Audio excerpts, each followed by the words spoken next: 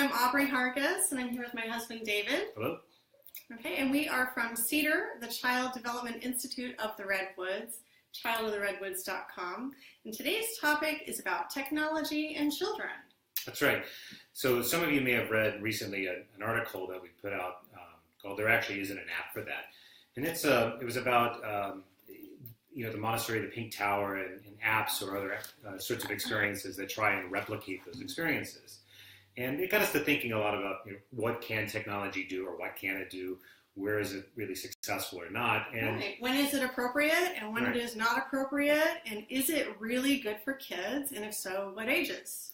That's right. And we also then started seeing a lot of traction. A lot of parents and readers were very interested into it. A lot of folks were peeking at that article. Yeah, so I wanted to do a follow-up. It's something that resonates so much with parents today because it's so new. But technology itself isn't new. Technology has been part of humanity. It's perhaps one of the most essential qualities of the human experience. So let's be clear about what we mean by technology. Right. This pen is technology. So we're going to define technology. That's right. This is technology. Certainly. Yeah, it just doesn't mean obviously this is technology too, but sorry. What we're really talking but about. This is also technology. That's right. So what we're really talking about are learning experiences, things that are designed specifically to teach, like apps or games, websites, and that sort of thing.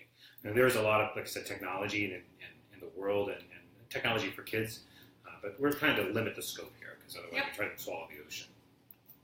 So I think part of what gets people concerned about technology is the newness of it. Right. So one of the things we wanted to kind of start with is giving an analogy to technology that was quite a hot topic when we were growing up, and that is television. But you can go even further than that. Radio is also a hot topic, and people were debating its appropriateness way back when it was invented and new, and they were kind of skeptical of how it would change, the face of humanity. And then TV, when we were children, was kind of like the big thing. Yeah, it was, of course, we were not born we weren't children in the 50s. It was not like howdy doody time. But in the 70s and 80s, television was really, Smurfs. it was really a thing. And, I grew up in a house that had a lot of television, a lot of media. And we had a number of TVs. We were kind of TV addicts, and I grew up watching a ton of cartoons and television. And I think you had a different experience. Yeah, I grew up in a household where my parents kind of restricted most of my TV access totally when I was very young. So I was allowed to watch some Sesame Street and some Mr. Rogers, but that was kind of it, just very little, small amounts of it until I was pretty old, like really entering elementary school is when kind of I became aware that all these other kids had been watching these other programs that I didn't know about. And it wasn't always a good thing, so although I feel really passionate today still about TV and screen time, there's still that part of me that remembers what it was like to be a child, and everybody else is talking about, these little blue characters, that they have been identifying with and making stories about, and I didn't know who the Smurfs were, and that was really important back then. Yeah, and so when we met in college, and when we first kind of met, that was one of the things that was very kind of confusing to me, is that she had you had no kind of like cultural experience. I would say, oh, don't you remember watching blah, blah, blah, or doing this and that, and you're like, no, I don't. Yeah. And of course, as you get older, it doesn't matter as much. But the point is that with the television, that there's kind of a good and a bad, right? Yeah. So the positive was that I had kind of a lot of cultural knowledge and sort of bonded with the broader culture around kids' TV and cereal and all that junk. And the other hand, I was kind of addicted to TV, and it took me even well into adulthood. It was very hard for me to not have television in my life. It sort of was like a security blanket. It kind of got stuck in my brain, and you were very different on that. Yeah, I had a lot of outside playtime, and the TV wasn't on in my house a lot. It was on a little bit in the evenings when my parents were watching, and again, I was allowed to watch Mr. Rogers and a little bit of Sesame Street. But other than that, I spent a lot of time daydreaming and reading books and playing, with toys, hands-on toys, and I attribute that greatly to my love of reading and just So does that mean that being a creative person? Yeah. So does that mean that her experience was good and mine was bad?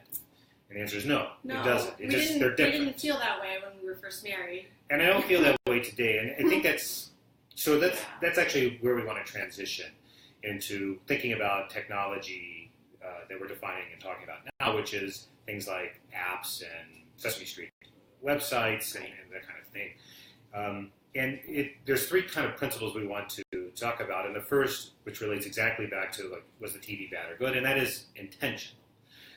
When we talk about technology, if you want to use it effectively, whether it's in a classroom or in your home, it's about being intentional. That's true in most things when we talk about interacting with the child, and it's certainly true with technology, being intentional about what we're doing. And being intentional means being aware that there are two kinds of learnings that are happening. There's an explicit learning, the thing that the object or the app or whatever was designed to teach, and then there's the implicit learning, the things that are sort of come along with it. So in my case, watching, let's say, G.I. Joe, there was an explicit lesson about patriotism and so forth. Right. There were also all sorts of implicit lessons about commercialism and advertising and gunplay and so forth. And they all had an effect on me, and just like becoming addicted to television, it had an implicit effect on me, even though it wasn't explicitly what the show was about. And that's the same with any kind of technology, including apps. And so we actually have our handy-dandy, non-technical piece of technology here. Yeah, I guess I just wanted to reiterate on that point that when it comes to teaching children, or when it just comes to children developing and growing and learning, everything that they touch and interact with is teaching them something. And I think we tend to have this point of view in our culture about children where we think that we have to teach them all the things that they need to know, and that is how they learn them. And that's not actually true. That's right. Everything they touch, every environment they're in, they are learning something from. And the question is, what is it that they're learning? That's right. And so should we talk about the blocks? Yeah, please. Okay, so here I just have a couple unit blocks. We own these. Our children played with them. Let's talk about what children are learning from this. Okay, so one block. What is a baby learning from a block? Feel like the weight. A baby would be learning how to pick it up and set it down. So gross motor skills. A baby would be tasting it. And so there'd be a lot of sensory input, not just from the fingers, but also oral, which is very important for baby development. What's a toddler learning? Toddler would be learning how to stack them. You know, it would be hard, you know, for a little toddler, but they would be learning about how they sit together. And they'd be making the noise and learning, you know, about how wood sounds when it's banged together, which you might not think is important, but actually is really important for auditory development. What's a preschooler learning from a set of blocks? Creativity, right? They're learning how to set them together and how to sequence them and how to order them and how to categorize them and sort them. There's just so many things that children can learn from physical materials. That's right. And that is primarily the way I really believe, and I believe most educators who work in early childhood believe that children should be learning. Like the natural way is through the senses. It's kind of generally accepted now. And the point about the implicit and the explicit is that the blocks, let's say, here as this example, they weren't necessarily designed for all of those purposes. Right. Like the sound that they make is kind of just a product of the fibers in the wood and the way they were carved and so forth. But there's something it's nature. It comes from the product. It comes from the material itself. There's an implicit thing that's being taught through those auditory experiences. Right. Then there's also the explicit, the purpose, which was probably to make designs or build a little house or think about Legos. They're made to construct things. Right. But what children do with those toys can really be very divergent from what was expected. And that's because the implicit qualities, the implicit learning qualities are so strong. Let's talk about now when you take a digital version of these. Right. So an app of let's put that on this and talk about what happens. Okay, so it's not a new thing anymore. Right. There are thousands of apps out there to teach skills to children. That's right. And so if you go looking and hunting for example, toddler or pre-K blocks app, you will just a million will pop up. And so the question is that teaching anything to the child? And the answer is yes, it is teaching something. It may not be teaching what you think, but that's why we talk about intentional and unintentional or explicit and implicit lessons. There's something that the child is learning through that experience with the technology that you may or may not be intending. Right. They may have designed, just in the same way that these blocks were designed, to be a stacking toy. The app may try to replicate that. It may even try to replicate some of the things like physics, so one is heavier than the other, or the way they tumble, the sound. But all of that, it has to be coded in, and it has to be done with extreme intention, which makes all of those things explicitly important, and it robs the material of some of their kind of native underlying properties, the things that make them so engaging to kids. Right, and the biggest one, of course, is the sensory input. That's right.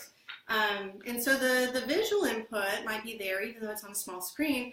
So it might look like this, but just because it's a 2D image, it drastically changes how the child can interpret the information and sort and categorize it in the right, meaningful ways inside their brain in order to grow and develop. And so you're missing the taste of it. You're missing the smell of the wood. You're missing the weight of it. And we were talking earlier about how, you're missing the way that, like, the balance works. Like, this does not balance, and this does. But the question is, why? Why does this work and this not? And so what an app can teach a child is that if they move this piece over, it will go, ding, you're correct. You put it, you sequenced it one on top of the other. But what this is not teaching them is why it doesn't work in real life. Yeah, so they can replicate the center of gravity in the physics, but there is something different. And there really are two issues at work, and one is there are apps that are very open-ended, or games that are open-ended, but a lot of apps do have a correct path. So they want you to put this on top of this, and if you put it this way, it's and if you put it this way, it's ding, right? So they want to kind of structure it in a way because they're trying to make something explicit, an explicit learning experience. But the two challenges with that, or the two concerns we have, is one is that kind of classic punish by reward. So it really creates a sense of there's a right and a wrong, and you're punished for the wrong, and you're rewarded for the right, whether it's or a no, try again, or something soft, or something more stern, the teacher voice that you will see in kids' apps. It's sort of working counter to what we would advise. Good educators know that children need to learn on their own and not, learn that something's wrong because we tell them it's wrong. So That's right. In real life, if a child was playing these blocks and doing something that, was going to go off balance, as a teacher, I would want to say, oh, you're doing that wrong. Do it like this, and ding, you're right. Reward for doing it the correct way. That's not a good way to teach children. That's not a way that's going to help facilitate their love for learning and allow them to learn on their own, experience it, and develop a deep, meaningful relationship. That's right. So the other part that makes it kind of a potential problem with it is that it implies that there's a certain path, or there's a specific path. So the purpose of the block becomes very much about stacking it this way, or maybe it's a very open-ended app and you can put them wherever, and it's about the blocks tumbling. Right. But it isn't quite the same as what happens when the child actually puts the block on here and it falls. And then they see, oh, this is an interesting shape. I didn't realize I could do that. And they could walk around and they could move it, and now they get a different idea. And any of us who have, when we work with children, we see them at play. I'm always amazed at the things that children come up with in their play. Yeah. It's so divergent and so creative that I regularly step back and say, I never in a million years would have had that idea. That this is now something. I'm going to look at this and I'm going to say it looks like an alligator mouth, and a child would look at this and they would come up with something that I frankly can't even imagine. That's where the physical materials, the things that are so unscripted, really come in and really make a difference. Right. And I want to make a point that we're talking mostly about children ages 3 and older. Yeah. Using these apps. Both of us feel very strongly that really there's no educational value in apps for children under the age of 3.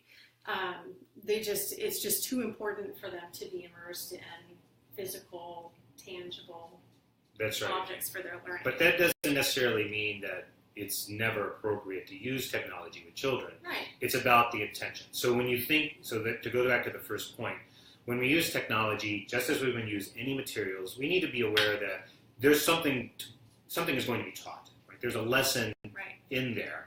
And sometimes the lesson is what we thought it was going to be, like, hey, wow, cool shape. These blocks are designed to make a cool shape. Right. And sometimes it's not, like, hey, now I made a drum. And that wasn't necessarily what the purpose was, but it is an unintentional piece. And so when you think about technology, when they're using that app, yes, they might be learning about the physics and the shapes. They're also learning about technology. How does technology work? How to work a touch screen? How to interact online? How to skip an ad? What happens when you click on this button and it takes you to a website? There's all kinds of things that are learned that we once called like media literacy and so forth through that experience. So being intentional and understanding that they're going to pick up a lot of stuff is part of the experience. Mm-hmm. And the other piece, the second one, is all things in moderation. Yeah. So even for the very youngest ones, let's say you have an 18-month-old and you plug them in front of a Sesame Street video, is that harmful in and of itself? Not necessarily. It is harmful if it is their only diet in the way that all you ate all the time were candy bars, your teeth would rot out, or apples. Like you need a balanced diet. And the younger they are, the less they need. Right. So, well, I was just going to add that you use the example of Sesame Street. Yeah. It's kind of universally thought of as kind of a benign show. And a wonderful show, well designed, very smart people, educators who work on that. Yep. Yeah, I remember when we had really young children, we thought of it as a positive, way to use media if we needed to have some screen time. And let's be real, parents today often need ways to entertain their children, especially if they don't have outside support. That's right. And I think we can feel really guilty about using these devices sometimes because and I think that's where we kind of get into a trap that, well, it has to be educational, so Sesame Street is better than Inspector Gadget or something like that. Yeah. And I guess potentially it is in some ways. But again, there's something about the intention. Like, what are you really going to learn from that is different? So yes, you can learn something from the app. You can learn something from the screen, whether it's a video or not. But you're not learning quite the same thing in the same way as you are with those real materials. The sandpaper alphabet is going to teach you something very different than a digital flashcard. Right. And speaking of the sandpaper letters, the purpose of the sandpaper letters is actually the sandpaper. That's right. And when you put it on a screen, and I know a lot of parents, when they find that app, they're all excited because, then you can use the finger to trace the alphabet, which is great. It's tactile, but you're missing the tactile part when you put it on a smooth, flat surface. That's right. The sandpaper is actually really an important part of that whole lesson. That's right. Engaging the senses. It pushes on a topic that we won't really explore here, but that is the limitation of technology and how we're still at a very early and pretty immature stage where we're trying to replicate real life in our technology, and at some point in the future we'll figure out how to use technology in a native way and stop trying to make these kind of haptic experiences. Our children will, which is actually the third point, which is there's one of the reasons you would consider making sure that kids have exposure to technology is that they're going to live in a tech-rich future. Things are not going away. Right. And if we want them to be good consumers of technology and making good decisions and being the ones who can innovate and really make this technology do the things that it's best at, instead of trying to replicate this, which is not good at doing, but coming up with something radically different, we need to make sure that they've been exposed to technology and have an appreciation and understanding of what it can and can't do. And that means being intentional with how we expose them, giving them some exposure, and just like with TV, the way that we use TV now is participating with them. So that intentionality, being that all things in moderation, and that third is that there's a value in the exposure to technology itself, because otherwise they're just not going to understand how to interact with it, and that is going to be a big problem. Right. So I think that kind of sums it up for today. It does. It does. So Ed, we're curious about, we'd love to know if you have questions about technology or how you're currently using technology. The fact is there's no one right answer. Studies are contradictory. They're bad, they're good, it's not this, it's not that. And again, I think it's because technology is in such an immature state. But as parents and educators, the answer, I don't think, is to put our head in the sand. We have to kind of embrace it and learn to use engage in the conversation. That's right. So we want to know how you're engaging in that conversation, what you're doing and how you're dealing with it, where you get worried or where your questions are, and maybe we can try and handle those in a future video. Right. So if you would take a minute to go ahead and comment on this video and just write down like, I don't know, it can be anything like about feelings of guilt with technology and how you're addressing that, or whether you use apps with your children and whether you feel like it's justified or not, or whether you don't have a TV in your house anymore and you made that decision because of this. We really want to hear from you and hear about what you think, because there's no clear answer, and it's just the best that we can do as parents is to just engage in this open conversation about it and learn from each other. That's right. Together we'll be stronger. So anyway, I've been David. And I'm Aubrey. And thanks for joining us. We'll see you Thanks for soon. watching. Bye-bye.